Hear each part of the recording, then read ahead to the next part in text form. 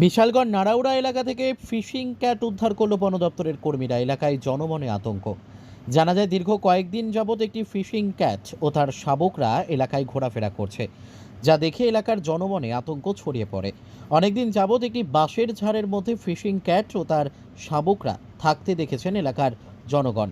হঠাৎ সেই বাঁশের ঝাড়ে বুধবার সকালে আগুন দেওয়ার ফলে জনসম্মুখে চলে আসে ফিশিং ক্যাট সহ তার শাবকেরা।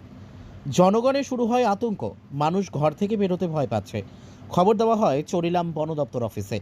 খবর পেয়ে বন দপ্তরের কর্মীরা দ্রুত ঘটনাস্থলে ছুটে এসে অক্লান্ত পরিশ্রম করার পর জাল পেতে ফিশিং ক্যাটারের একটি শাবককে আটক করে সিপাহীজলা অভয়ারণ্যে নিয়ে যায়। তবে শাবককে পাওয়া গেলেও মাকে পাওয়া যায়নি। এ নিয়ে দেখা নেই এলাকায় আতঙ্ক।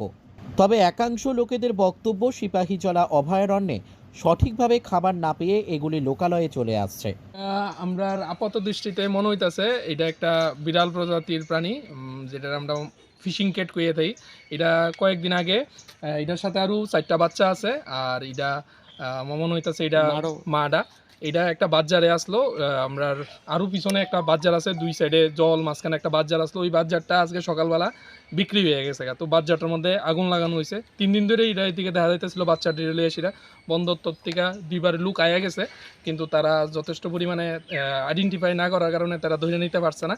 তো তারা এখন খবর দেওয়া হয়েছে। ঘন্টাখানেক আগে এটা দেখা গেছে বাচ্চাটা আগুন লাগানো, সম্ভবত তারা এন থেকে বাইরে গেছে। আর এটার মধ্যে একটারে আমরা এই বাচ্চাটার মধ্যে, এই গাছটার মধ্যে দেখা যাইতেছে। আর বাকি আরো 4টা আশা করি আছে, আরও বাকি 4টা আছে আশা করি, কিন্তু তারা যদি খুঁজে তাহলে এটারে পাইব। এমনি কোনো ক্ষতি করছে না, কিন্তু আমরা চাই যাতে তারারে এন থেকে উদ্ধার করে নিয়ে যাওয়া হয়, নাইলে ভবিষ্যতে তারা মারা পড়তে পারে।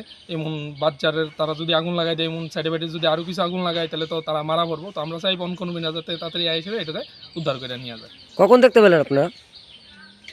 তো ঘন্টাখানেক, এটা আজকে ঘন্টাখানেক। এখন তো দেখছি একটু আধা ঘন্টার আগে আমরা দেখছি, সবাই আরো লোক আছে, আরও লোক আসলো, তারাও আইতাছে, আরও লোক আইতাছে। বাট এইটা ঘটনা হলো কিটা, এটা আজকে প্রায় 3-4 দিন ধরেই দেখা যাইতেছে। সকালবেলা সন্ধ্যাবেলা এটি দেখা যায়। সেটা তারা বাজারের নিচে দেখা যায়, কিন্তু আজকে এই ঘটনাই দেই যে বাঁশ গাছটা ধ্বংসের কারণে এই তারা প্রশ্ন থেকে কি কইছে তারা? তারা কইতেছে যে লোক আইতাছে, পাঠাইতেছে কইছে। এখন আমরা অপেক্ষা করতেছি আর কি। এখন পর্যন্ত আইসিনি? ফোন করছে, আইতাছে, সময় লাগবে, রাস্তায় আইতাছে।